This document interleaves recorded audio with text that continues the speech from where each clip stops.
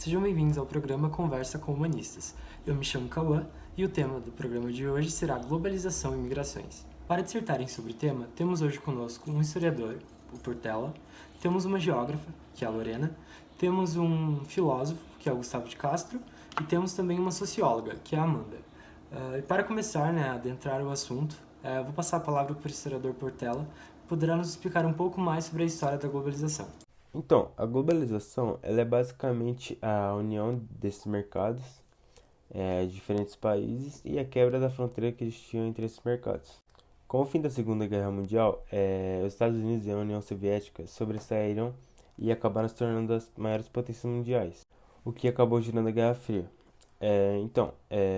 O conflito da Guerra Fria acabou deixando o mundo dividido em dois blocos, um que era o capitalismo e o outro que era o comunismo.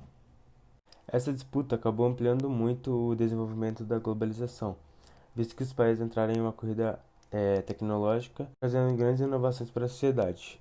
Um exemplo é a internet, que ajudou muito a integrar o mercado mundial. Interessante, né? A gente vê como uma competição tão grande, que foi a Guerra Fria, entre duas potências tão grandes, puderam trazer também alguns efeitos positivos para a nossa sociedade, né? Para o cenário mundial.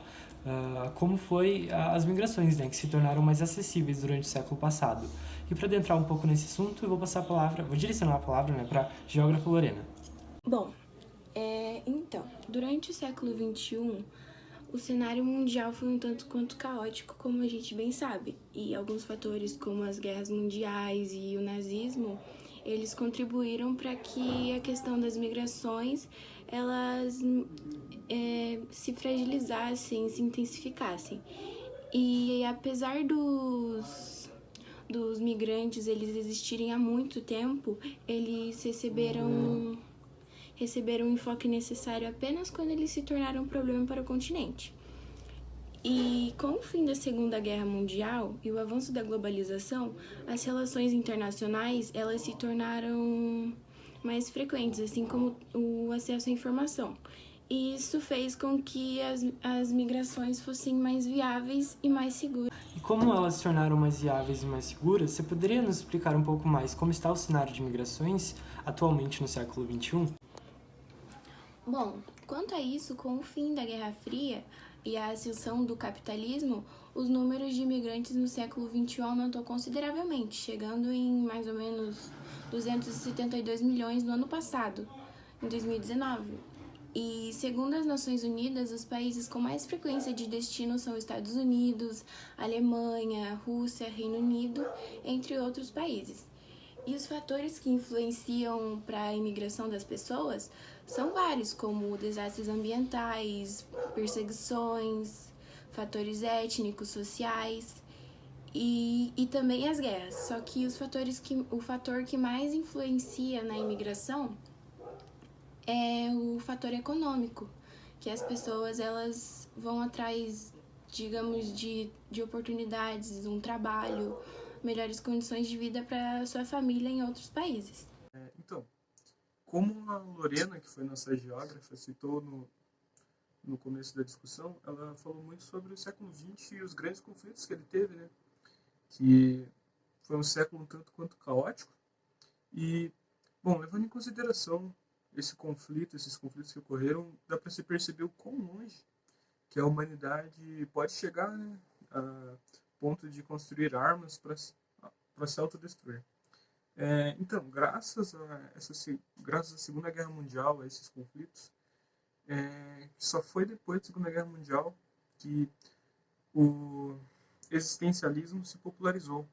Ou seja, que as pessoas começaram a pensar que mesmo a humanidade sendo livre para escolher o que ela quiser, tendo liberdade, ela teria que arcar de alguma forma com as consequências disso, né? Porque não são todas as pessoas que querem fazer o bem. Então, dá para depois dessas guerras que as pessoas começaram a pensar no que elas estavam causando. E como Sartre já dizia, ele dizia que a existência precede a essência. Então, basicamente, ele queria dizer que as suas ações vão moldar quem você é e vão moldar o seu jeito de ser. E diante disso, você vai ter que arcar com as consequências do que você fazer. O interessante é, além da gente poder se responsabilizar pelas escolhas que a gente faz, a gente também pode aprender e fazer novas e melhores escolhas no futuro. Justamente porque, se a gente está escolhendo a todo momento, a gente pode sempre fazer novas escolhas e buscar novos caminhos e perspectivas para nossa vida. Exatamente, Cauã.